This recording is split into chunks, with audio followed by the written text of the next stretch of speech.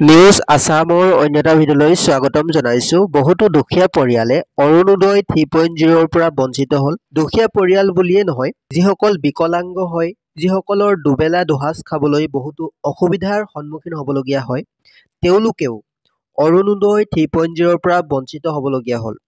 তো তেওঁলোকৰ কুৱেশ্যন, তেওঁলোকে কিয় অৰুণোদয় টকা নাপালে, বা নতুনকৈ তেওঁলোকৰ অৰুণোদয় আঁচনিৰ আবেদন চলিব নেকি, আৰু সেই কুৱেশ্যন দুটাই বহুতেই কৰি আছে আমালৈ। যদিহে আপুনি আমাৰ চেনেলত পোনপ্ৰথমবাৰৰ বাবে আহিছে, তেনেহ'লে চেনেলটি ছাবস্ক্ৰাইব কৰি কাষৰ বেল আইকনটো প্ৰেছ কৰিবলৈ নাপাহৰিব। আহক আজিৰ ভিডিঅ'টি আৰম্ভ কৰোঁ। অৰুণোদয় 3.0 নতুনকৈ আবেদন কেতিয়াৰ পৰা চলিব?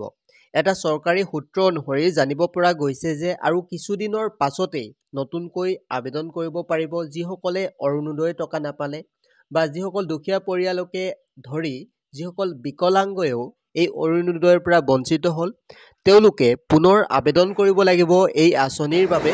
বৰ্তমান যিহেতু নিযুত মইনা আঁচনিকে ধৰি বহুতো গোটৰ মহিলাক তেওঁ 10,000 টকাকৈ চেক বিতৰণৰ কাম কৰি আছে। তো এই সকলোবিলাক আঁচনি, যিবিলাক নিযুত মইনা আঁচনি বা 10,000 টকাৰ চেক বিতৰণৰ এই যি আঁচনিসমূহ বিতৰণৰ কাম শেষ হোৱাৰ লগে লগে অৰুণোদয় 3.0 পুনৰ আবেদন চলিব।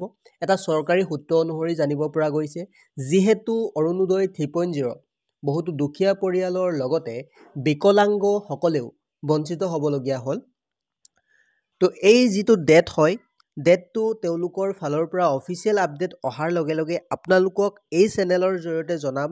আৰু যদিহে আপোনালোকে অৰুণোদয়ৰ প্ৰথম কিস্তি লাভ কৰিলে, তেনেহ'লে অৰুণোদয়ৰ যি 3.0ৰ ছেকেণ্ড কিস্তিৰ ধন 10 নৱেম্বৰ তাৰিখে লাভ কৰিব। যিসকলে প্ৰথম 7 অক্টোবৰ তাৰিখে যিহেতু যদি আপুনি টকা লাভ কৰিলে, তেনেহ'লে 10 নৱেম্বৰ তাৰিখে পুনৰ সেইসকলে তেওঁলোকৰ একাউণ্টত টকা সোমাব। আৰু যিসকলে টকা লাভ নকৰিলে, তেওঁলোকক পুনৰ আবেদন কৰিব লাগিব। সেই আবেদন কৰাৰ ডেট যদি আহে অফিচিয়েল আপডেট আমি জনাবলৈ চেষ্টা কৰিম এই চেনেলৰ জৰিয়তে। যদি আপুনি আমাৰ চেনেলত পোনপ্ৰথমবাৰৰ বাবে আহিছে, তেনেহ'লে চেনেলটি ছাবস্ক্ৰাইব কৰি থ'ব। এনেকুৱা ধৰণৰ আপডেটসমূহ আহিলেই আপোনালোকক এই চেনেলৰ জৰিয়তে জনাই দিম।